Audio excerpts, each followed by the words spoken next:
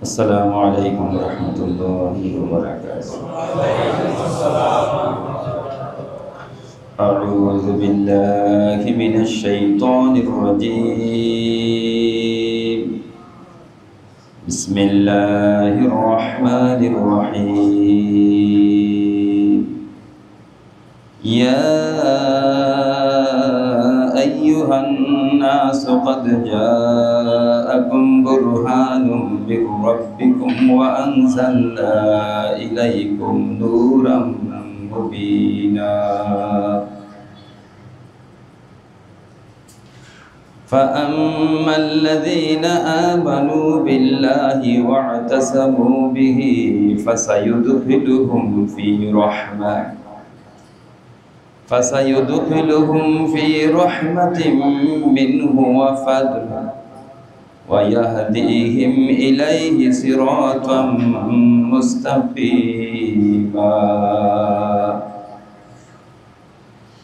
يستفتونك قل الله يفتيكم في الكلالة إن امرؤ هلك ليس له ولد وله أخت فلها نصف ما ترك وهو يرثها إن لم يكن لها ولد فإن كانت اثنتين فلهما الثلثان مما ترك وإن كانوا إخوة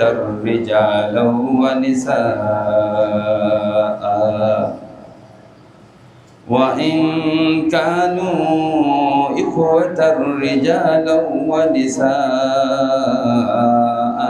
فللذكر مثل حظ الأنثيين يبين الله لكم أن تضلوا والله بكل شيء عليم صدق الله العظيم وصدق الله النبي الكريم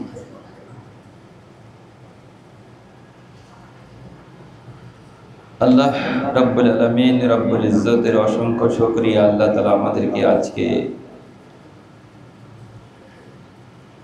পবিত্র রবিউল সানি মাসের প্রথম জুমা আদায় করার পরে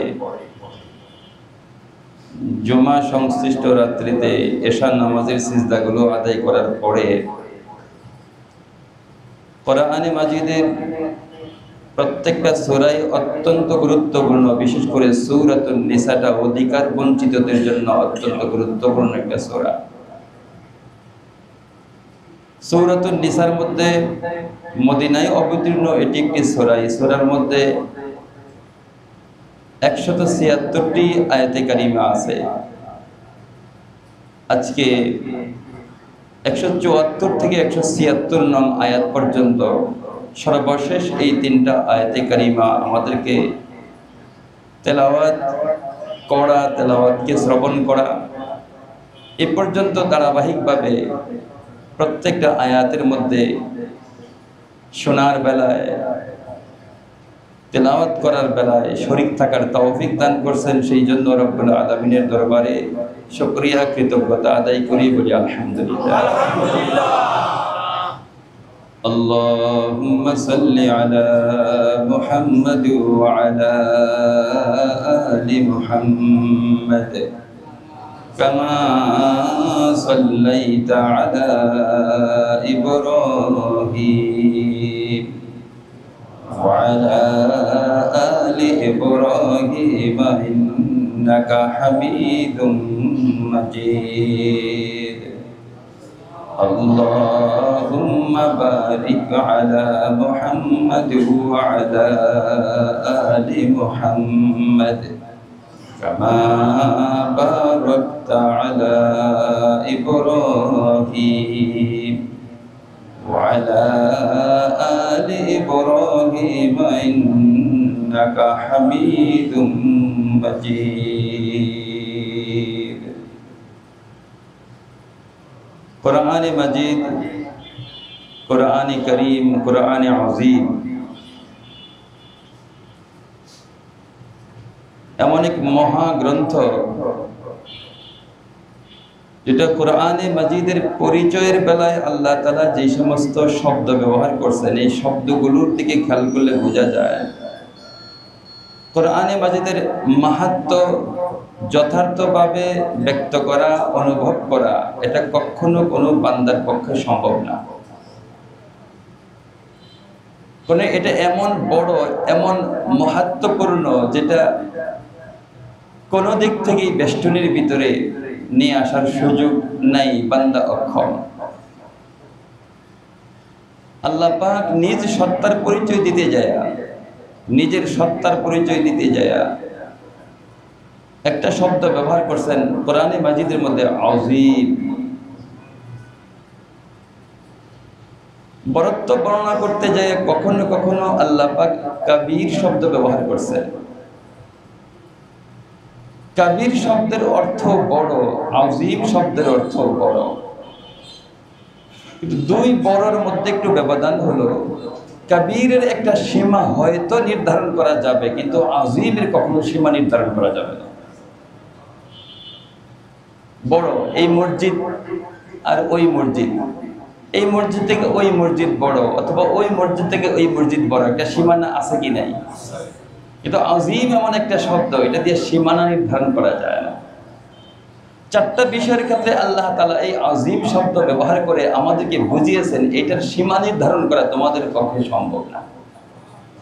একমাত্র রব্বে করিমের নিয়ন্ত্রণে রব্বে করিমই এটা জানেন। একটা আপনাদের কাছে আল্লাহ তাআলার নিজ সত্তার পরিচয় দিয়ে আল্লাহ তাআলা আযীম শব্দ ব্যবহার করছেন, এটা আপনাদের অনেকের কাছে মুখস্থ। ওয়ালা ইয়াউদুহু হিফযুহুমা ওয়া হুয়াল আলিয়্যুল আযীম। আল্লাহ নিজ সত্তার পরিচয় দিয়ে আযীম শব্দ এখানে ব্যবহার করছেন। আল্লাহ পাকের এক মহাপবিত্র সৃষ্টি হলো আরশে পাক, এটার পরিচয় দিয়েও আল্লাহ তাআলা, আরশের পরিচয় দিয়েও আল্লাহ তাআলা আযীম শব্দ ব্যবহার করছেন। ফাইন তাওয়াল্লাউ ফাকুল হাসবিয়াল্লাহু লা ইলাহা ইল্লা হু আলাইহি তাওয়াক্কালতু ওয়া হুয়া রাব্বুল আরশিল আযীম। আরশিল আযীম, আরশে আযীমের বিশালত্ব আল্লাহ তাআলা আযীম শব্দ দিয়ে আমাদের সম্মুখে উপস্থাপন করছে। সাথে সাথে আমাদের নবীজিকে আল্লাহ তাআলা এমন একটা চরিত্র দান করছে, এমন সুমহান চরিত্র দিয়েছেন, এই ক্ষেত্রে আল্লাহ তাআলা আযীম শব্দ ব্যবহার করছে। আপনাদের মুখস্থ আছে, সূরা নূন তেলাওয়াত করার সময় হয়তো আপনারা পড়েন, ওয়া ইন্নাকা লাআলা খুলুকিন আযীম। ঠিক সেম শব্দ, নিজ সত্তার বেলায় যেরকম শব্দ, আর সে আযীমের ক্ষেত্রে যে শব্দ, নবীজির মহা চরিত্র বর্ণনা করতে যায় আল্লাহ তাআলা আযীম শব্দ ব্যবহার করেছেন। আরেকটা আল্লাহ পাক কোরআনে মাজিদের ক্ষেত্রে ব্যবহার করেছেন, ওয়ালাকাদ আতাইনাকা সাবআম মিনাল মাসানি ওয়াল কুরআনিল আযীম। ওয়ালাকাদ আতাইনাকা সাবআম মিনাল মাসানি, আমি তোমার কাছে 7 আয়াত বিশিষ্ট বারবার পঠিত সূরা অবতীর্ণ করেছি বা কিতাব অবতীর্ণ করেছি, মানে সূরাতুল ফাতিহা ওয়াল কুরআনিল আযীম। তাহলে বোঝা গেল, আমার মূল বোঝার বিষয় হলো যে কোরআনে মাজিদের মহত্ব হৃদয়ঙ্গম করা, যথার্থ তেলাওয়াত করা, সর্বদিক থেকে আমরা অক্ষম, সর্বদিক থেকে আমরা। তবে আরজি হলো আল্লাহ পাকের কাছে আমাদের দুর্বল তেলাওয়াত গুলো যেন আল্লাহ তাআলা কবুল করে নেয়, আমাদের দুর্বল বুঝকে যেন আল্লাহ তাআলা কবুল। আমরা তো সারেন্ডার করছি ওনার কাছে, আমরা তো দুর্বলতা স্বীকার করছি, অহংকার করিনি। আমরা অবুঝ, এটা স্বীকার করছি, আমরা পাপী, এটা স্বীকার করছি। কাজেই আল্লাহ পাকের মর্জি যদি এরকম হইতো, এই উসিলায়, এই দুর্বলতার উসিলায় দুর্বলকে যদি আল্লাহ তাআলা মাফ করে দিত, আমরা তো দুর্বল। এই জন্য আদাব, শিষ্টাচার, কোরআনে মাজিদ তেলাওয়াত করা, কোরআন মাজিদকে স্পর্শ করা, কোরআনে মাজিদের মজবার মধ্যে বসা, বড় আদাবের সাথে বসা। আশরাফ আলী থানভী রাহমাতুল্লাহ আলাইহি উনি বলেন যে আমি 4টা বিষয়কে বড় পাবন্দির সাথে আমল করি, পাবন্দি করি। বিষয়গুলো নগণ্য। উনি হাতে একটা লাঠি ব্যবহার করতেন। এমনিও তো লাঠি ব্যবহারের মধ্যে অনেক উপকারিতা আছে, সুন্নত আছে, নবীরা লাঠি ব্যবহার করছেন। তাহলে উপকারিতাও আছে। অন্ধকার রাত্রিতে পথ, বিষাক্ত প্রাণী থেকে বাঁচার জন্য নানা দিক থেকে, এমন লাঠিটা একটা সাথে থাকতে মনে হয় যে চরম একটা শক্তি আমার সাথে আছে, নানা উপকার আছে এটা। তো থানভী রহমতুল্লাহ আলাইহি উনি লাঠি ব্যবহার করতেন। তো লাঠি ব্যবহার করে দেখেন ওনার আদবটা কেমন ছিল, শিষ্টাচারটা কেমন ছিল। উনি বলেন যে লাঠি আমি ব্যবহার করতাম, লাঠির যে অংশকে আমি মাটির দিকে স্পর্শ করতাম, এই অংশকে আমি কখনো কাবা শরীফের দিকে দিইনি। ব্যাপার মারাত্মক। কিন্তু লাঠির একটা নিচের অংশ যেখানে ধুলাবালি লাগে, এই অংশটা আমি এভাবে খানায় কাবার দিকে কোনোদিন আমি ধরি নেই। অর্থাৎ আমার লাঠির অগ্রভাগ খানায় কাবার দিকে দেওয়া, এটা আমার কাছে আদাবের খেলাফ মনে হয়েছে, আমি দেই নেই। এই জন্যই হয়তো আল্লাহ তাআলা ওনাকে বয়ানুল কোরআনের মতো তাফসীর কিতাব লেখার তৌফিক আল্লাহ তাআলা ওনাকে দান করেছে। শিষ্টাচার ছিল ওনার। উনি বলেন আমি দুনিয়ার রিজিককে অত্যন্ত সম্মান করতাম, পাবন্দি করতাম। 2 নাম্বার, উনি সম্ভবত চৌকিতে থাকতেন। ওনার দিয়ে বিবরণ যেখানে লেখা, এটা দিয়ে বোঝা গেছে সম্ভবত উনি চৌকিতে থাকতেন। আর হইতেও পারে, কারণ খাটের ব্যবস্থাপনা হয়েছে মনে হয় খুব বেশি বছর হয় নাই, 2-4-50 বছর এরকম হয়তো খাট আসছে। এর আগে পুরো দেশব্যাপী যে ব্যবস্থা ছিল এটা চৌকি, 4 পায়া বিশিষ্ট শোয়ার জায়গা। এটাকে যদি আমরা সংজ্ঞায়িত করি, চৌকি বলা যায় না? কোনো কোনো জায়গায় এই 4 পায়া বিশিষ্ট নাম ছিল চৌকি, কিন্তু পুরাটা ছিল মাটির তৈরি। এরকম ছিল কি ছিল না? মাটির তৈরি। তো উনি যখন চৌকিতে বসতেন, ওনার চৌকিতে বসে যখন খানা খাওয়ার প্রয়োজন পড়তো, খাদ্য দ্রব্য রাখার প্রয়োজন পড়তো, বলতে আমি যেদিকে পা দিতাম ওই দিকে কোনো দিন আমার খানার বর্তন আমি রাখতাম না। আমার খানার বর্তন রাখতাম আমার মাথার কাছে। প্রত্যেক দানাকে আল্লাহর নিয়ামত হিসাবে এই পরিমাণ মর্যাদা দিতেন। খানার পাতিল যেটা আছে এটা উনি মাথার কাছে রাখতেন, কোনোদিন পায়ের কাছে রাখতেন না। কত ইজ্জত করতেন। 3 নাম্বার হলো, আমি যখনই অজু করতাম, অজু ছেড়ে যেত, অজু করার পরে আমি কোনোদিন অজু করার পরে সর্বপ্রথম টাকা পয়সায় আমি হাত লাগাইতাম না। কারণ টাকা পয়সা হলো দুনিয়ার ময়লা। অজু করার পরে হয় আমি নামাজ পড়বো, নতুবা আমি তিলাওয়াত করবো, নতুবা আমি জিকির করবো। দুনিয়ার টাকার মধ্যে অজুর সাথে সাথে আমি টাকার মধ্যে হাত দিতাম না। দুনিয়ার ময়লার দিকে অজুর পর পরে আমি মনটাকে ওই দিকে দিতাম না, আমার হাত আমি লাগাইতাম না।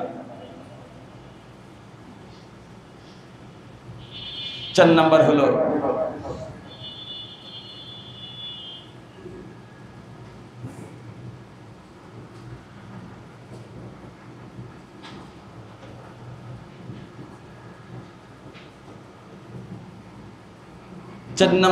আদাবটা আমার এই মুহূর্তে জেহেনের মধ্যে নাই। আল্লাহ তাআলা যদি কথা বলতে যায় মাঝখানে আল্লাহ তাআলা মাথায় দিয়ে দেয়, তখন আমি জানাই দেব। এর মাঝখানে যদি আমার চলে আসে। 4 নাম্বার শিষ্টাচার যেটা ছিল ওনার, যে কাজটা তিনি করতেন। আল্লাহ রাব্বুল আলামিন পরওয়ারদিগার আলাম আমাদের তেলাওয়াত শোনা, তেলাওয়াত করা, মজমাতে বসা পুরাটাই আদাবের সাথে আল্লাহ তাআলা কবুল করেন। আমিন। আজকে যে আয়াতে কারিমার মাধ্যমে এই আমলটা শুরু হলো, তাফসীরের আমলটা শুরু হলো।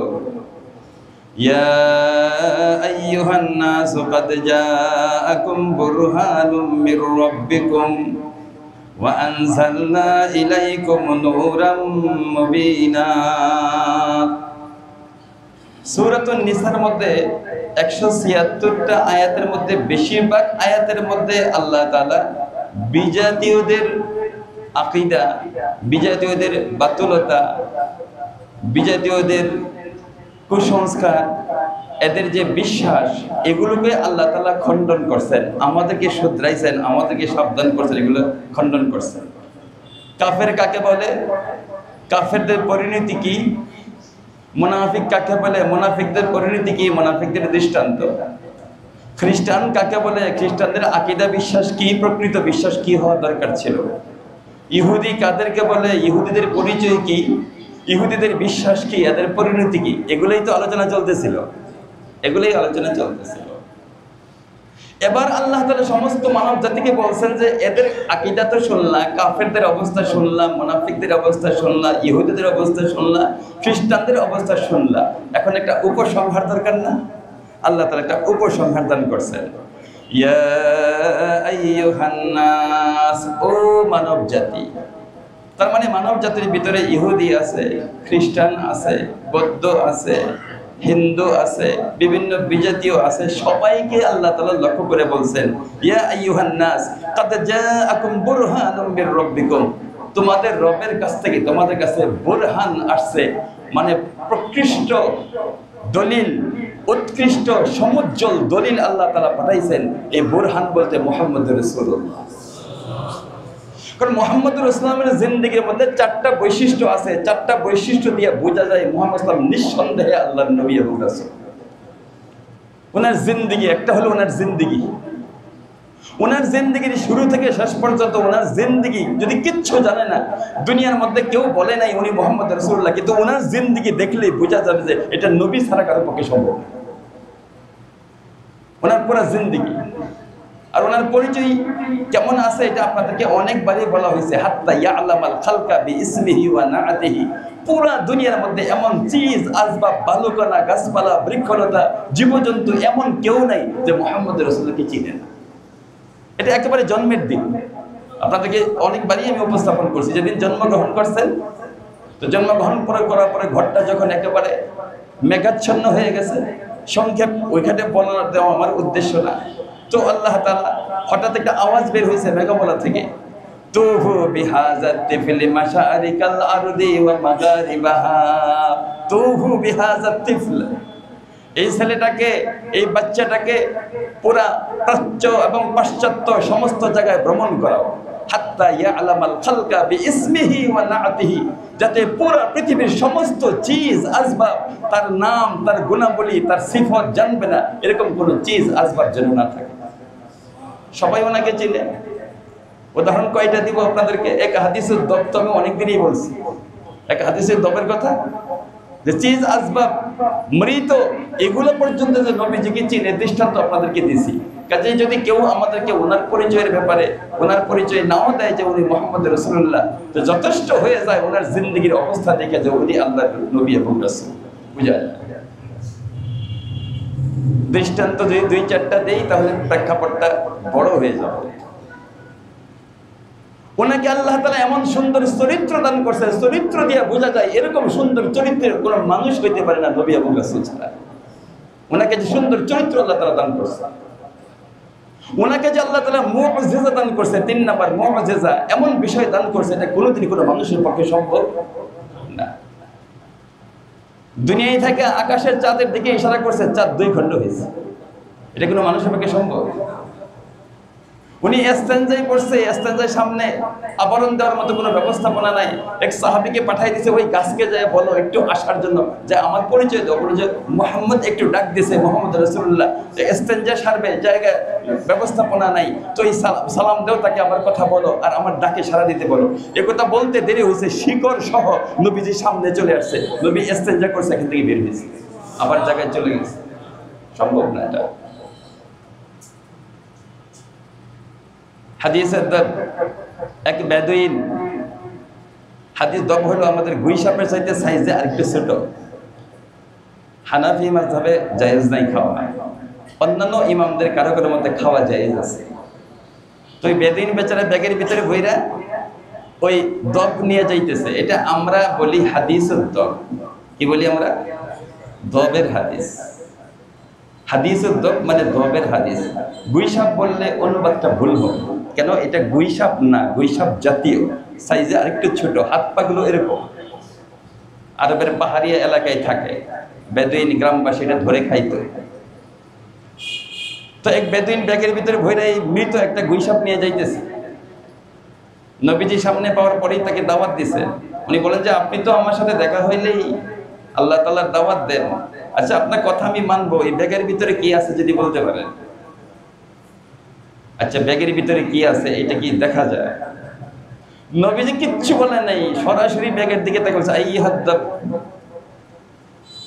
তাহলে এর বোঝা গেল কিনা? আইয়ুহাদ-দাব, ও দব শোনো।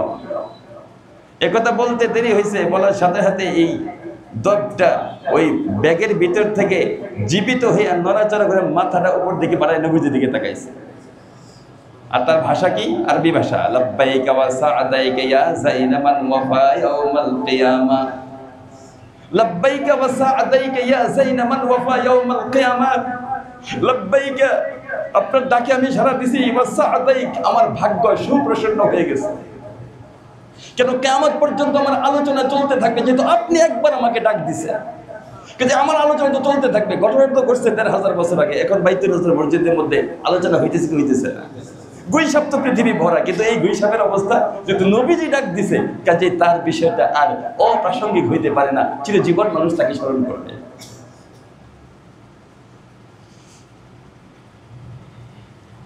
নবীজি জিজ্ঞাসা করছে, লিমান তা'বুদ, তুমি কার ইবাদত করো?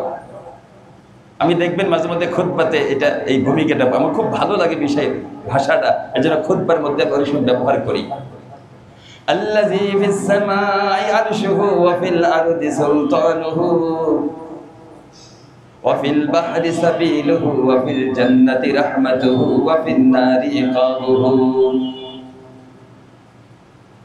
আমি ওই আল্লাহ তাআলার ইবাদত করি যিনার রাজত্ব আসমানেও আছে, যিনার রাজত্ব জমিনের মধ্যেও আছে, যিনি বুক চিরে সমুদ্রের বুক চিরে সমুদ্রের পিঠের উপর দিয়া বুক চিরে রাস্তা তৈরি করছেন, যিনি রহমত দিয়া জান্নাত ভরপুর করে রাখছেন, যিনি আযাব দিয়া জাহান্নামকে ভরপুর করে রাখছেন, আমি তার ইবাদত করি।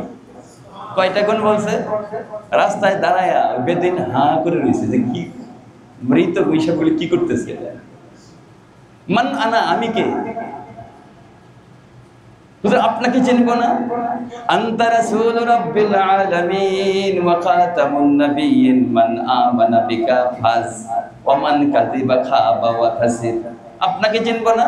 আপনি হলেন সর্বশেষ নবী মুহাম্মদ রাসূলুল্লাহ, সর্বশেষ রাসূল, আপনার পরে কোনো নবী এবং রাসূল নেই। হুজুর, আপনার প্রতি যে ঈমান আনবে সে তো কামিয়াব, আর আপনাকে যে বিশ্বাস করবে না, ফাকাত খাবা ওয়া খাসির, সে তো ক্ষতিগ্রস্ত হয়ে যাবে, সে তো ধ্বংস হয়ে যাবে। বলেন এই মজমা থেকে কি আর ঈমান নাই না পারা যায়? রাস্তায় দাঁড়ায় ঈমান আইনা ফেলাইছে ভিতরে। নবীজি সর্বপ্রথম ওনাকে এই সূরার হাদিসের মধ্যে আছে, তো ওই লোকটাকে যখন নবী ঈমান আনলো রাস্তার মধ্যে, তো উনি প্রশ্ন করলেন, হুজুর আমি তো এখন ঈমান আনছি, তুই আপনার প্রতি যা অবতীর্ণ হয় এগুলো যদি অনেক কিছু শিখাই দিতেন। তো সহজ একটা সূরা সর্বপ্রথম ওনাকে সূরা ইখলাস শিখাই দিয়েছে। সহজ সূরা না? নতুন ঈমান আনছে, আল্লাহর পরিচয় দেওয়া দরকার, সূরা ইখলাস শিখাই দিয়েছে। বলছে যে ৩ বার পাঠ করলে পূর্ণ কোরআন তেলাওয়াতের সওয়াব পাওয়া যাবে। এই কথাও এই হাদিসের মধ্যে আছে। কাজে কাজে আমাদের নবীজির যে জিন্দেগি বুরহান, যে দিকে তাকাবেন নবীজির লেনদেন, নবীজির কথাবার্তা, নবীজির অদৃশ্যের সংবাদ, বহুবার নবীজির সংবাদকে যাচাই বাছাই করা হয়েছে। মিরাজের রজনীতে নবীজি মক্কাবাসীদেরকে বলছেন যে আমি দেখছি তোমাদের একটা কাফেলা, একটা উটের কাফেলা সিরিয়া থেকে আসতেছে, সম্ভবত রাস্তায় ওই জায়গায় আছে, খুব সম্ভব আগামী বুধবারের ভিতরে, ইনশাল্লাহ খুব সম্ভব বুধবারের ভিতরে, যেই পরিমাণ রাস্তা বাকি আছে বুধবারের ভিতরে হয়তো মক্কায় আইসা যাবে। তো যখন বুধবার হয়েছে, বুধবার হওয়ার পরে আরববাসীরা সব উত্তর দিকে তাকায় রয়েছে। মুহাম্মদ বলছে বুধবারের ভিতরে এই কাফেলা আসবে, ঠিকই বুধবারে দেখে সূর্যাস্তের পূর্ব মুহূর্তে এটা আসতেছে। কেমন মাপজুক জানে? পারস্য এবং বাইজেন্টাইন রোমীয়রা যুদ্ধ পাচ্ছে। যুদ্ধ বাঁচার পরে নবী সাল্লাল্লাহু আলাইহি ওয়াসাল্লাম বলছেন কয়েক বছরের ভিতরে এই যুদ্ধের মধ্যে পারস্য পরাজিত হয়েছে, কিন্তু কয়েক বছরের মধ্যে রোমীয়রা জয়লাভ করবে। একটা সময় বলছে, এই সময়ের ভিতরে ঠিক রোমীয়রা জয়লাভ করছে। নবীজির জবান দিয়া ভবিষ্যতে যত সংবাদ দিয়েছে ওইটাও কোনোদিন ব্যর্থ হয় নাই। তাহলে বোঝা গেল নবীজি যে বুরহান, নবীজি যে সত্যের ধারক বাহক, সত্যের প্রমাণ, এতে কোনো সন্দেহ নেই। কাজেই এই ইহুদিরা শোনো, ও খ্রিস্টানরা শোনো, তোমাদের ভুল আকীদা ছাড়ো, সব বাদ দিয়ে উনার প্রতি ঈমান আনো, সব শেষ। উনার প্রতি ঈমান আনলে সমস্যা শেষ, পূর্ববর্তী যত ভুল আকীদা ছিল সব শেষ। وأنزلنا إليكم نورا مبينا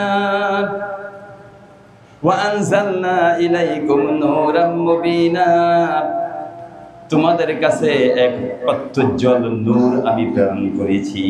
এটা হলো কোরআনে মাজিদ, এটা হলো কোরআনে। নূর কাকে বলে? আলো কাকে বলে? ফাইন্নাহু ইয়ানকাশিফু বিহিল হাক্কা কামা ইয়ানকাশিফুল আশিয়া বিন-নূর।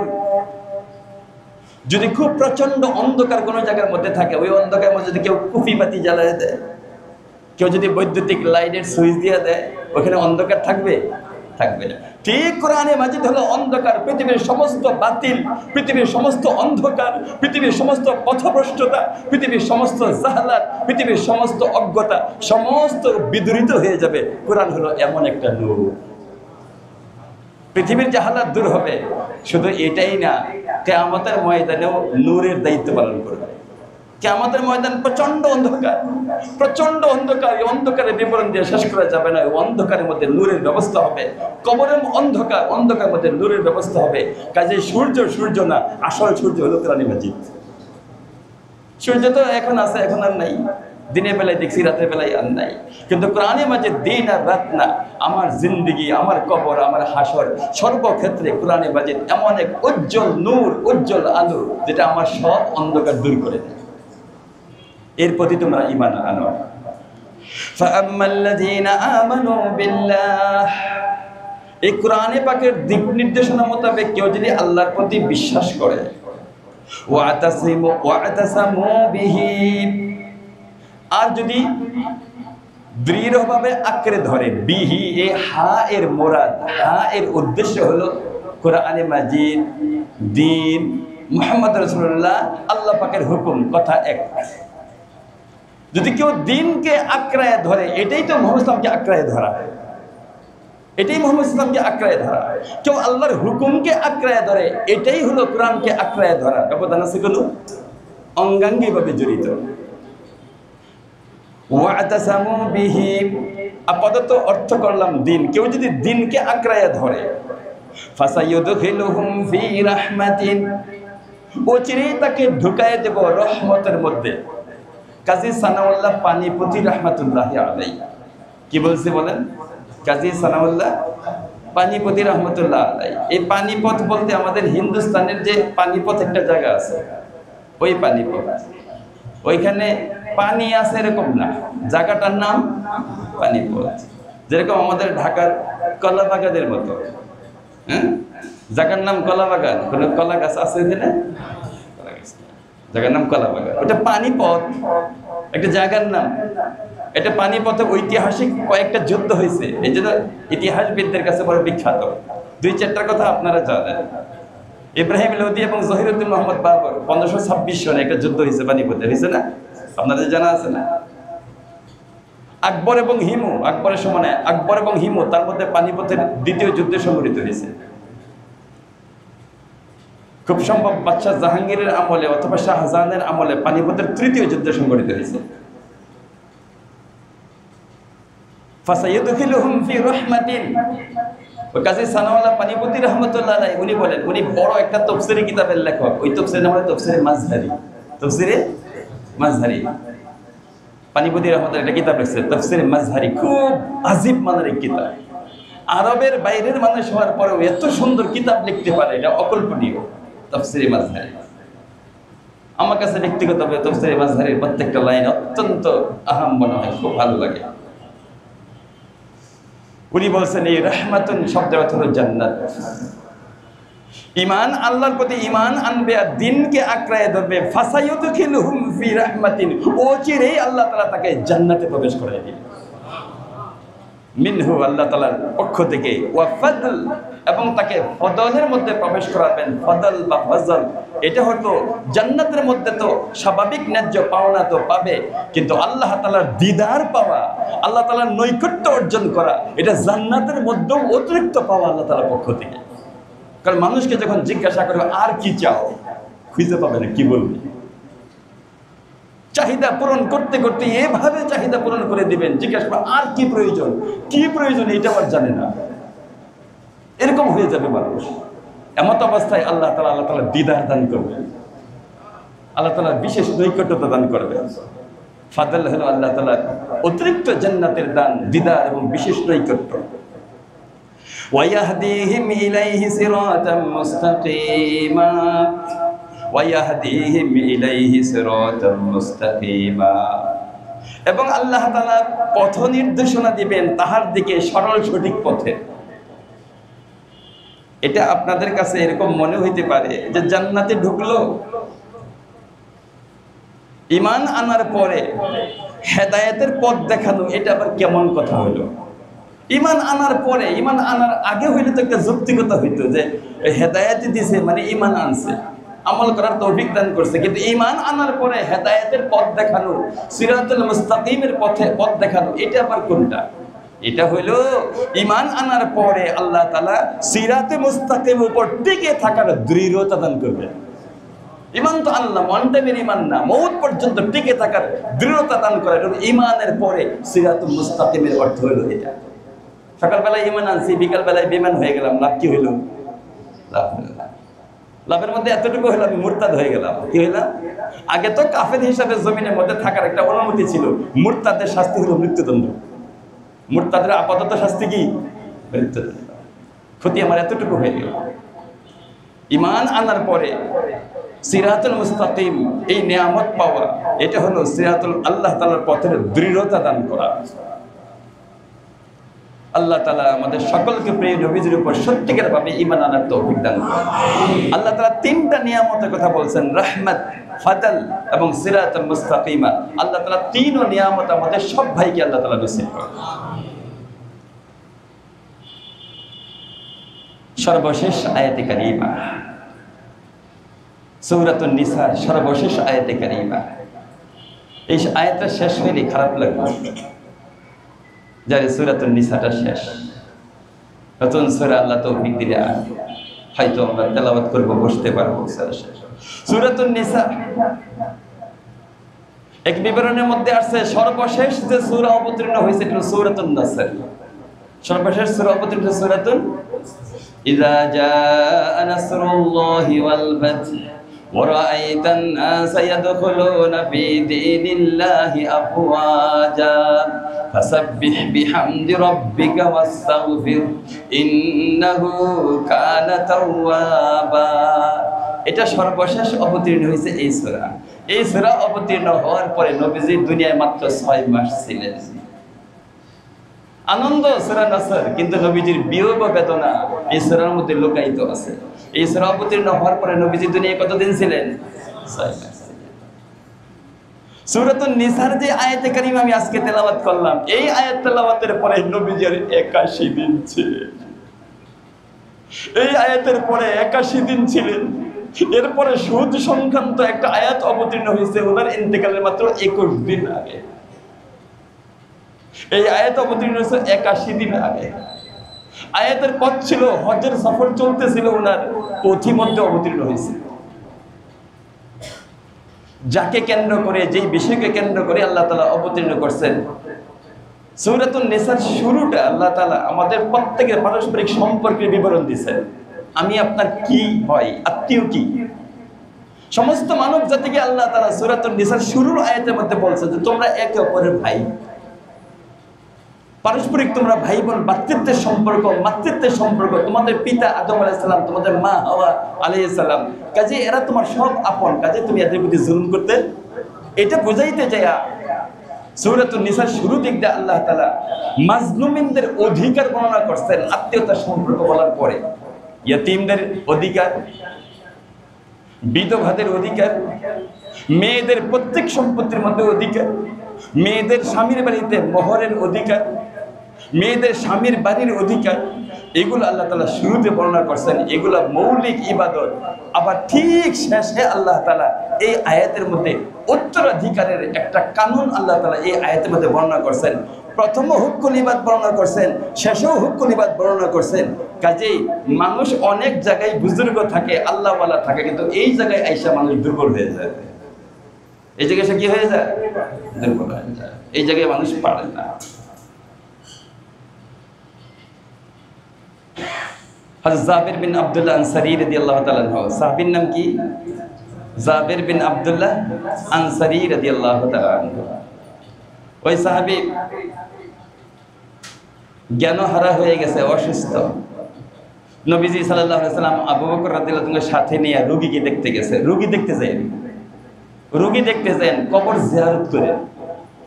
রোগী দেখতে গেলে উপকার হয়, রোগীর দোয়া ফেরেশতার মতো কবুল হয়। দোয়া চাওয়া যায় সেরা মাথার কাছে বসা, যদি আদবের খেলাফ না হয় তাহলে প্রয়োজন বোধে মাথায় হাত দিয়া, ভাই শরীরটা কেমন আপনার, বা কাকা আপনার শরীরটা কেমন, এইটুকু বললেই দেখবেন যে আনন্দে, অথবা আপনি তার ব্যথায় শরীক হয়েছেন, তার চোখ থেকে পানি পড়া শুরু হয়ে যাবে। সে খুব খুশি হবে আপনি যে তাকে দেখতে গেছেন। আবার বেশি সময় না, বেশি সময় হলে বিরক্ত হইতে পারে।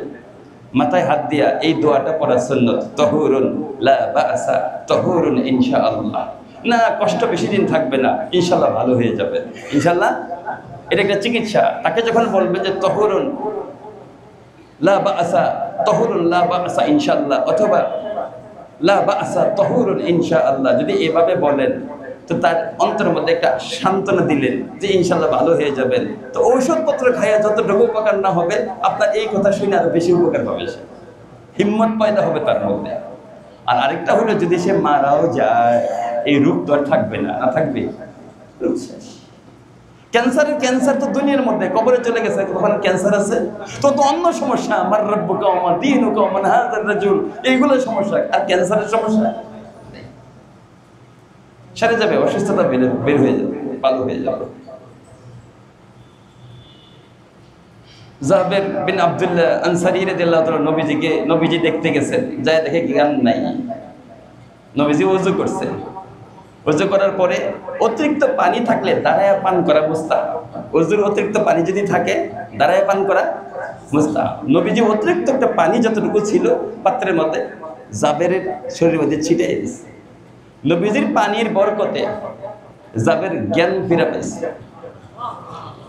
জ্ঞান ফিরে পাওয়ার পরে সর্বপ্রথম প্রশ্ন, পরের হককে তারা কি মনে করে, সর্বপ্রথম প্রশ্ন, হুজুর নাই তো কেউ, আছে ভুল, সম্পত্তির মাসালা কি? আমার যে সম্পত্তি আল্লাহ তাআলা জায়দান করছে, এটার মাসালা কি? আছে ভুল, নিজের সন্তানাদি তো নাই, মা বাবাও নাই। এটাকে শরীয়তের পরিভাষায়, কোরআনের পরিভাষায় কালালা বলে। কি বলে? কালালা। কোরআনের ভাষায় হলো কালালা। সন্তানও নাই, এই দিকটা মা বাবাও মুরব্বী, ওনারাও নাই, বোন আছে। এই ব্যাপারে আল্লাহ তাআলার হুকুম কি? আল্লাহ তাআলা এই আয়াত, তাৎক্ষণিক আল্লাহ তাআলা এই আয়াত দান করছেন, সে সমাধান দান করছেন। অথবা হযরত ওমর ফারুক রাদিয়াল্লাহু তাআলা নবীজির কাছে কালালা সম্পর্কে জানতে চাইছেন, তখন আল্লাহ পাক হযরত ওমর রাদিয়াল্লাহু তাআলার প্রশ্নের উত্তরে আল্লাহ তাআলা এই আয়াতে কারিমা অবতীর্ণ করছেন। পরের হক অত্যন্ত গুরুত্বপূর্ণ একটা বিষয়, ইসলাম একটা স্পর্শকাতর বিষয়। ইসলাম তো বিনা প্রয়োজনে একটা ডিম ভাঙার অনুমতি দেয় না। আপনারা মিশরের নাম তো আপনাদের কাছে একবারে মাশহুর। মিশরের একটা এরিয়া আছে, নাম হলো ফুস্তাত। কি? ফুস্তাত। ওইখানে একটা বিরাট মসজিদ আছে, এটা আমরা পড়ছিলাম কিতাবে, এই মসজিদের বিবরণ। ফুস্তাত মসজিদ, মসজিদের নাম কি? ফুস্তাত মসজিদ। এই ফুস্তাত মসজিদ, ফুস্তাত মানে টেন্ট, ফুস্তাত মানে তাবু। আমর ইবনে আস রাদিয়াল্লাহু তাআলা মিশরের যে সাহাবী ছিলেন, ওনার তাবু ছিল এটা। যেদিন এই জায়গা থেকে তাবু ঘুটায়ান অন্য জায়গায় চলে যাবেন, তাবু ঘুটানোর সময় হয়েছে, একজন এসে বলছে যে হুজুর, তাবুর উপর একটা কবুতর ডিম পারছে। তাবুর উপরে কি করছে? একটা কবুতরে ডিম পারছে। তো আমরা কি করতাম? কবুতর টবুতর ডিম সব ফিকে ফেলায়, বলছে না, তারিখ চেঞ্জ করো। এই কবুতরের ডিম যখন ফুটবে, বাচ্চা নিয়ে যখন বের হবে, আমি কবুতরের ডিম ভাঙতে পারি না। নিজের তারিখ পরিবর্তন করে নিছে, কোন পর্যন্ত, যতক্ষণ মতো বাচ্চা থেকে ডিম থেকে বাচ্চা না ফুটবে, এই পর্যন্ত বাচ্চা যেন নষ্ট না হয় অপেক্ষা করছে। এই জন্য আজও পর্যন্ত ওইখানে একটা মসজিদ হয়েছে, এর নাম ফুস্তাত মসজিদ। কি মসজিদ? ফুস্তাত মসজিদ। পরের অধিকার, পরের হক।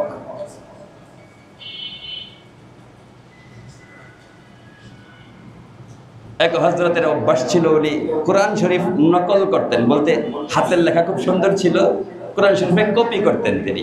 প্রিন্টার মেশিন আবিষ্কার হয় নাই। উনি জিন্দগিতে 4টা কপি করছেন কোরআন শরীফে। কয়টা কপি? 4টা কপি করছেন। উনি দেখছেন যে ওনার ওই জামানায় ছিল, ওনাদের কালির দোয়াতের মধ্যে কলম ঢুকাইয়া লিখতেন, আবার তাড়াতাড়ি কালি শেষ হয়ে যেত, আবার দোয়াতের ভিতরে ঢুকাইতেন। যখন দোয়াতের ভিতরে ফাউন্টেন পেন, ঝর্ণা কলম এই জাতীয় যখন দোয়াতের ভিতরে ঢুকাইতেন, তখন এই মুখের মধ্যে, এটার অগ্রভাগের মধ্যে এরকম কালির ফুটা জমে থাকতো। কালির ফোঁটা জমলে যতবারই উনি দোয়াতের ভিতরে কলম দেন, ঠিক ততবার ওই কোনো না কোনো মাছি আইসা এখানে বৈশা একটু পানীয় এই কালির ফোঁটা এখান থেকে পান করে। কিন্তু উনি খেয়াল করছেন যে আমি 4টা বার কোরআন শরীফ লিখছি, পূর্ণ কোরআন শরীফ আমি 4 বার লিখছি, কিন্তু লা তাকরাবু মালাল ইয়াতীম, তোমরা ইয়েতিমের মালের ধারে কাছেও যাও না। এই আয়াত পর্যন্ত যখন আমি গেছি, ওইখানে যাওয়ার জন্য কলম যখন দোয়াতের ভিতরে ঢুকাইছি, কিন্তু অনেকক্ষণ দেরি করার পরেও মাছি এখানে বসে নাই। লা তাকরাবা মালাল ইয়াতীম, তোমরা ইয়েতিমের মালের ধারে কাছে যাইও না, খাইও না বলে নাই। আল্লাহ বলছে ধারে কাছে খাওয়া তো পরের কথা। মাসি পর্যন্ত এই আয়াতের মধ্যে কলম ফুটার মধ্যে তৃষ্ণা থাকার পরেও সে তৃষ্ণা নিবারণ করে নাই। কাজে কাজে এটা অত্যন্ত স্পর্শকাতর বিষয়। হাজার না লাখো রাকাত নামাজ চলে যাবে এই অল্প কয়েকটা পরের সম্পদ ভোগ করার জন্য। লাভ কিরে ভাই, আমার কবরে আমি চলে যাব, আমার তো সমস্যা শেষ নাই, পরের সম্পদের মধ্যে পেঁচ লাগাই যাওয়া, আমার কবরে যাওয়া, কাফনের কাপড় গায়ে দেওয়া দরকার আছে আমার? আমার ছেলে এবং আমার মেয়ে, আমার ভাই বোন সবই তো আমার আপন, সবই আমার রক্ত থেকেই তো। আমার বোন, আমি এবং আমার বোন, আমি এবং আমার ভাই একই মায়ের পেটে ছিলাম। কখনো কখনো তো এরকম হয়, আমার কোনো সন্তান দেখছি যে মায়ের বুকের মধ্যে তারা একসাথে কোলে উঠে, কোন বয়সের ব্যবধান যেগুলো কম। আমার 16 মাসের ব্যবধানের সন্তানও আছে। ওই যে আপনাদের এখানে তারা বিপরীত না, তারা বিপরীতেছে, ওর নাম হলো ওবায়দুল্লাহ। ওবায়দুল্লাহ এবং তার বড় ভাই 16 মাসের ব্যবধান, দুইজন একত্রেই দুধ পান করত। এরা একই মায়ের পেটে ছিল, একত্রে দুধ পান করতো। কাজেই তারা রক্তের কারণে পারস্পরিক আপন না। তারা কি দরকার আছে এদিক সেদিক করার জন্য বিভিন্ন যুক্তি দিয়ে? কোনো দরকার নাই। তো জাবের রাদিয়াল্লাহু তাআলা নবীজির কাছে প্রশ্ন করছে। এবার আল্লাহ তাআলা বলছে ইয়াস্তাফতুনাকা, মূলত জাবের রাদিয়াল্লাহু তাআলা নবীজির কাছে জানতে চাইছেন না আল্লাহর কাছে জানতে চাইছেন? মূলত শরীয়তের সিদ্ধান্ত কে দিবেন? ইয়াস্তাফতুনাকা, আপনার কাছে ফতোয়া জিজ্ঞাসা করে। ইয়াস্তাফতুনাকা, ফতোয়া জিজ্ঞাসা করে আপনার কাছে। কুল কুলিল্লাহু ইফতিকুম ফিল কালালা, বলে দেন কালালা সম্পর্কে স্বয়ং আল্লাহই তোমাদেরকে ফতোয়া দিয়ে দিতেছে। কালালা কাকে বলে? যার সন্তান সন্ততি নাই, আবার মা বাবাও নাই, তার মানে বোন আছে। তারা ওনার কি আছে? বোন আছে। ইনিমরুন, দেখেন কি সুন্দর করে বলছে আল্লাহ তাআলা, ইনিমরুন হালাকা লাইসা লাহু ওয়ালাদুন। ইনিমরুন হালাকা, আরে এই হালাকা শব্দ দিয়ে আমার ভয় লাগতেছে। এখানে আল্লাহ তাআলা বলতে পারে ইনিমরুন মাতা, অথবা দিতে পারতেন ইনিমরুন ইনতাকালা। একজন মানুষ যখন ইন্তেকাল করে, একজন মানুষ যখন মারা যায়, অথবা ইনিমরুন ওয়াফাতা, এটা দিতে পারতেন, কিন্তু দিয়েছেন ইনিমরুন হালাকা। একজন মানুষ যখন ধ্বংস হয়ে যায় কি, মানুষ দুনিয়ার জীবন থেকে যখন বিদায় হয়ে যায়, সবই তো ধ্বংস। কিয়ামত তা তো কিয়ামত হয়ে গেছে।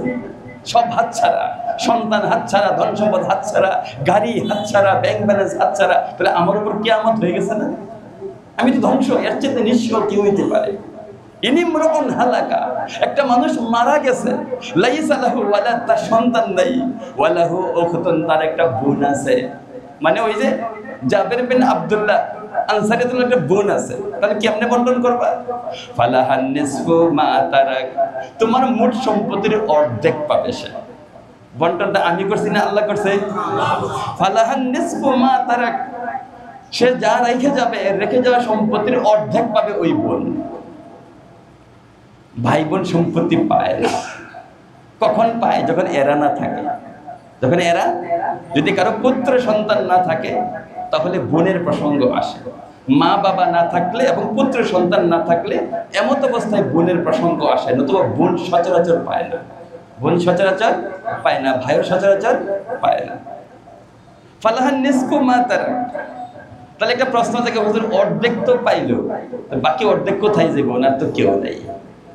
এটা একটা ফিকহি মাসালা আছে, এটাকে আসাবা বলে। যদি তার আসাবা থাকে, ধরে নেন ওই যে বোন তো অর্ধেক পাইলো, অর্ধেক পাওয়ার পরে তার আপন আর কেউ নাই, একটা ভাতিজা আছে। কে আছে? ভাতিজা আছে, ওই ভাতিজা পাবে বাকি অর্ধেক। ভাতিজা তো এমনি পাওয়ার কথা না, কিন্তু এই ক্ষেত্রে পাবে বাকি অর্ধেক পাবে। যদি ভাতিজাও না থাকে, মানে আসাবা না থাকে, তাহলে আবার ঘুরে তার কাছে পূর্ণটাই চলে আসবে, এই বোনই পূর্ণ সম্পত্তির মালিক হবে। আবার বোঝা গেল কিনা? আচ্ছা,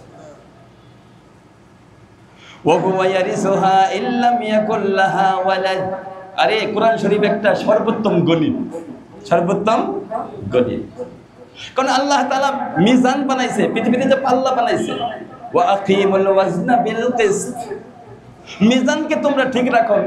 মিজানের অর্থ কি? মিজানের অর্থ হলো ন্যায্য পাওনা দিয়ে দেওয়া। এটা কিন্তু মিজান বলে। দাড়ি পাল্লা মানে কি?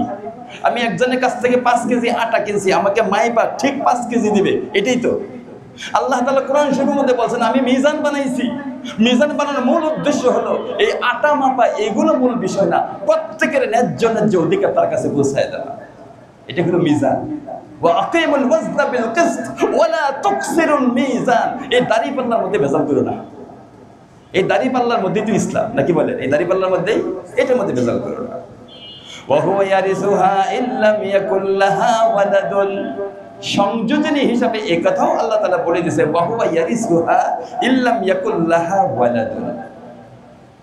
কারণ বোন যদি মারা যায়, শুধু ভাই আছে একজন, বোন যদি মারা যায় শুধু ভাই আছে একজন, উনি কিভাবে পাবে? ওহুয়া ইয়ারিস, ওই বোনের যদি কেউ না থাকে, মা বাবা সন্তান এরা যদি না থাকে, তাহলে ভাই তার সম্পদের মালিক হবে।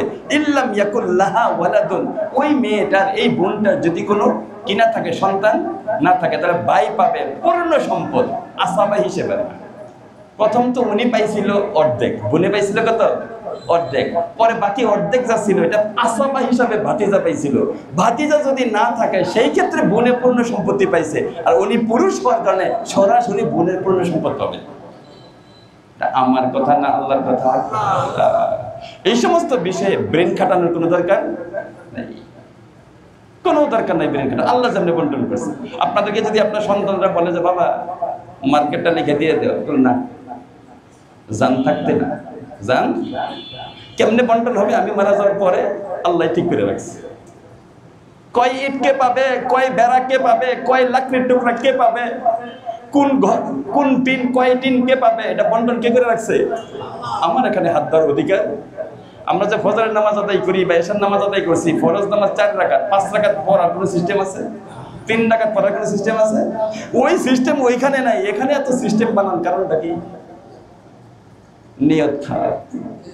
এমন গন্ডগোল লাগায় হয়ে যাইতেছেন আপনারা, যেটা হলো রাষ্ট্রীয় গন্ডগোলের যেটা ভয়াবহ গন্ডগোল হলো পারিবারিক গন্ডগোল। এমন গন্ডগোল লাগা যায়, এটা ওই আগুন তো নিবে, সরকার চেঞ্জ হলে আগুন নিবে, কিন্তু এই আগুন আর নিবে না। পরস্পর চলতে থাকে, চলতে থাকে, চলতে থাকে।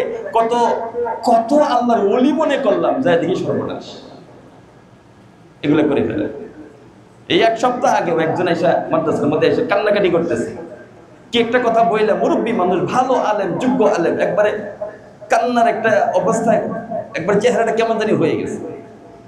উনি কথাটা আমার দিলের ভিতরে খুব লাগছে, কয়েকদিন শুনছি। উনি মনে করছে আমি ভুলে গেছি, আবারও মনে হয় প্রাসঙ্গিক উনি উত্থাপন করছেন। বলছে হুজুর, ওই মুরব্বীর কবরে পাশ দিয়ে যখন যাই, সালাম তো দেই, কিন্তু ভিতরে কি আসে জানে? ভিতরে আসে আল্লাহ দেও তারে ভালো করে, সালাম তো দেই। আরে আমার ছেলে, এটাও তো আমার ছেলে, এটাও তো আমার ছেলে, কেন ব্যবধান করা দরকার? এটাও তো আমার মেয়ে, এটাও তো আমার ছেলে, কেন ব্যবধান করা দরকার? কথা একটাই, আল্লাহ যেমন বন্টন করছে সেটা, এছাড়া কিচ্ছু জানি না। ভাই আমি ব্যাকরণ মানুষ, লেখাপড়া জানি না, আমার তেমন আমল নাই, কাজে তোমাদের এগুলোর মধ্যে তামাশা কইরা আমি আমার জিন্দগি বরবাদ করতে চাই না। এক উত্তর, সবাই জানবে আমাদের আব্বা আমাদেরকে দেয় না, লেখা দেয় না, এটা করে এই এক কথাই পাবো। আমি খারাপ, মানুষ জানবে আমি খুব খারাপ, কিন্তু আল্লাহর কাছে খারাপ হওয়া যাবে না। সারা মানুষের কাছে যদি আমি খারাপ হই, সমস্যা আছে? সারা জাহান নারাজ হো পরোয়া না চাহিয়ে, মদ্দে নজর তো মর্জি জানে জানা চাহিয়ে। আরে সারা জাহান আমার প্রতি অসন্তুষ্ট হোক, অসুবিধে কি? আমার রব যদি আমার প্রতি অসন্তুষ্ট না হয়, তাহলে তো ঠিক হইল। আর আমার সবাই আমার প্রতি খুশি, বাহ বাহ দেয়, তারা ক্ষেত লিখে দিয়ে দিছি, মার্কেট লিখে দিয়ে দিছি, আল্লাহ আমার প্রতি অসন্তুষ্ট। তোমার এরকম হাজারো মানুষের সন্তুষ্টি দিয়ে আমি কি করবো? কি দরকার আছে? কারণ আমার রূহ যখন কবজ হবে, তুমি আমাকে চিকিৎসা করবা, তোমার চিকিৎসা ওই সময় ব্যর্থ হয়ে যাবে। তুমি আমার শরীরের ব্যথার জন্য তুমি এগুলো করবা, আমার শেষ জীবনে আমাকে শেল্টার দেওয়ার জন্য ধোঁকা দিয়া আমার কাছ থেকে নিবা। আমার আসল সমস্যা মুসিবত যখন আসবে তখন তুমি কিচ্ছু করতে পারবে না। হইতে পারে এমনকি সিসিউ বা কি বলে, একটা হলো সিসিউ, একটা কি জানি আইসিইউ, এগুলোর মধ্যে তোমারও তো ঢুকতে দিত না। আমার তকদিরে যদি থাকে আর আমি মুসিবতের মধ্যে পড়ে যাই, তা আমার তো দেখতেও পারতাম না, দেখবা ডেড বডি, কাজে কি দরকার আমার? ফাইন কানাত আসনাতাইনি ফালাহুমাস সুলাসান, ফাইন কানাত আসনাতাইনি ফালাহুমাস সুলাসান। আগে বলছি সন্তান নাই, আবার মা বাবাও নাই। সন্তান থাকলে তো এরা এমনি পাবে না, সন্তান থাকলে ভাই বোন এমনি পাবে না। যদি বোন যদি দুইজন থাকে, ফাইন কানাত আসনাতাইন, দুই বা দুইয়ের অধিক যদি থাকে, ফালাহুমাস সুলাসান, তারা 3-এর 2 অংশ পাবে। কত পাবে? 3-এর 2 অংশ পাবে। মিম্মা তারাক, যা রেখে গেল। বাকি 1 অংশ কে পাবে?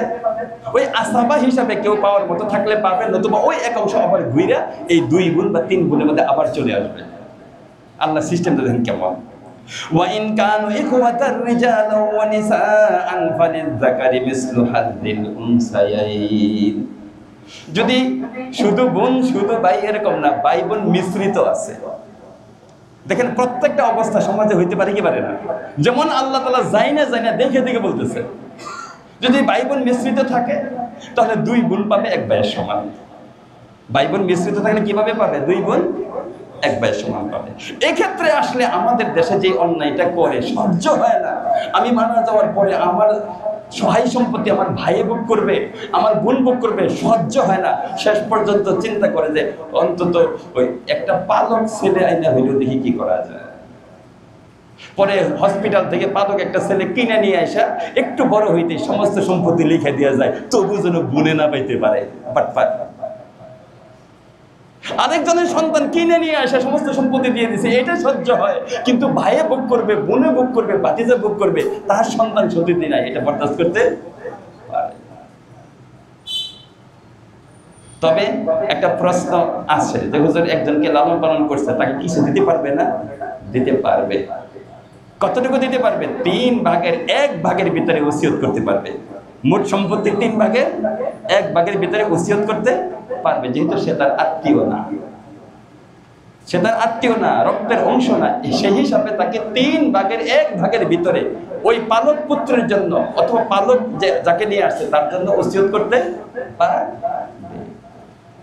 এটা তো বেনসিফি হয় না, নাকি বলেন? বেনসিফি একটা মানুষ লালন পালন করছি, অনুমতি আছে তাকে কিছু দেওয়ার, সেই জন্য চলতে পারে, একটু ব্যবস্থাপনা করলাম। কিন্তু পূর্ণাঙ্গভাবে আমার ভাই এবং বোনকে, আমার সন্তান সন্ততি এবং মা বাবা না থাকা অবস্থায় বঞ্চিত করার শরীরের অধিকার আমার প্রতি নেই। ইউবাইয়িনুল্লাহু লাকুম আন তাদিল্লু, এই কথাটা দেখেন কেমন সুন্দর করে বলছে। ইউবাইয়িনুল্লাহু লাকুম, আল্লাহ তাআলা ভেঙে ভেঙে বর্ণনা করেছেন, আন তাদিল্লু, যেন বন্টন করার ক্ষেত্রে তোমরা গুমরাহ না হয়ে যাও, বন্টন করার ক্ষেত্রে যেন তোমরা পথভ্রষ্ট না হয়ে যাও। এই জন্য আল্লাহ তাআলা ভেঙে ভেঙে তোমাদের সঙ্গে বর্ণনা করছেন। আল্লাহু বিকুল্লি শাইইন আলিম, প্রত্যেকটা বিষয়ের ব্যাপারে সবচেয়ে জানেন কে? আল্লাহ। শুরুতে আল্লাহ তাআলা হুকুল ইবাদের বিবরণ দিয়েছেন, শেষে আল্লাহ তাআলা হুকুল ইবাদের বিবরণ দিয়েছেন। মাঝখানে কাফের, মুনাফিক, ইহুদি, খ্রিস্টান তাদের সম্পর্কে আলোচনা করছেন। 2 জায়গায় শুরু এবং শেষ প্যাকেট করছেন পরের হক নিয়ে। কাজে পরের হক নিয়ে যেন কবরে না যাইতে হয়, পরের হক নিয়ে যেন কিয়ামতের ময়দানে না যাইতে। আমি তো বলি আমার সন্তানদেরকে যে বাজান, আমি তো ধনী মানুষ না, আমি গরিব মানুষ, তোমরা লেখাপড়া করো, তোমরাই আমার সম্পদ। জাগতিক সম্পদ বলতে আমি তেমন কিছু এগুলো আমার দিলের মধ্যে আসেও না, তোমরাই আমার সম্পদ। তবে সাবধান ভাই বোন, এই সমস্ত ক্ষেত্রে এক রত্তি এদিক সেদিকের নিয়ত কোনোদিন দিলের মধ্যেও যেন না আসে, দিনের মধ্যেও যেন না আসে। আল্লাহ তাআলা আমাদের সব ভাইকে পরের হুকুকের বেলায় সর্বোচ্চ সতর্ক থাকার তৌফিক, আমাদের সব ভাইকে তৌফিক। যদি কারো এদিক সেদিক হয়ে থাকে, এখানে অনেক থাকতে পারে যে হুজুর এদিক সেদিক হয়ে গেছে, এখন কি করবি? যেহেতু বেঁচে আছি, যোগ্য মুফতি সাহেব যারা, যোগ্য বিজ্ঞ ব্যক্তি যারা, তাদের ধারস্থ হওয়া যে হুজুর ভুল তো করে ফেলেছি, এখন করণীয় কি? ওনারাই হয়তো বা যদি আল্লাহ ওয়ালা হন, আপনার দিকে খেয়াল করে একটা ভালো পরামর্শ দিয়ে দিবেন, তবু যদি কবরের মধ্যে নাজাত পাওয়া যায়, ভালো হবে কি হবে না?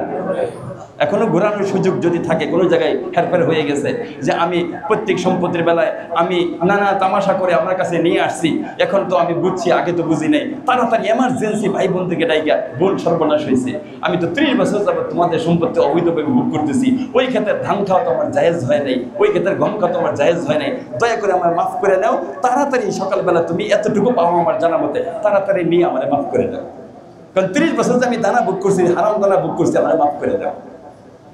আমাদের মাঝে মধ্যে বলে যে হুজুর অমুক তো প্রত্যেক বছর হজে যায়, আমি বলি এখনো তো ফুলফুটটাই শেষ হয়েছে না, এখনো তো ফুলফুটটাই শেষ হয়েছে না, তার জমিনে তো হাতেই দিছে না, 10 বার না 1000 বার হজের মধ্যে গেছে, তার জমিতে তো কোনো হাতেই দিছে না, প্রত্যেক বছর 1% 2% করে বিক্রি করে, এত না ফুলফুটটা বোনেরটা তো আশাই লাগে নাই, তার তো আর উপরের কথা। বুঝছেন পাঁচটা কোন জায়গায়? সে যখন কাবা শরীফ যায় বলবে লাব্বাইক আল্লাহুম্মা লাব্বাইক, আল্লাহ বলবে লা লাব্বাইক, তুমি বাটপার বাটপার বাটপার, তুমি যে কেমন লোক এটা তোমার বোনে চিনে, তোমার বাগিনা চিনে, তোমার বাতিজা চিনে, তুমি এখানে এসে বলতেছো লাব্বাইক, তুমি মনে করছো বাংলাদেশ থেকে আইসো দিকে ভুলে গেছি, তোমার সব বাটপারি আমি জানি, তোমার আমি চিনি ভালো করে। আল্লাহ পাক আমার সব ভাইকে হেফাজত করুন, আমিন। খুব ভয় লাগে আমার এই বিষয়গুলো।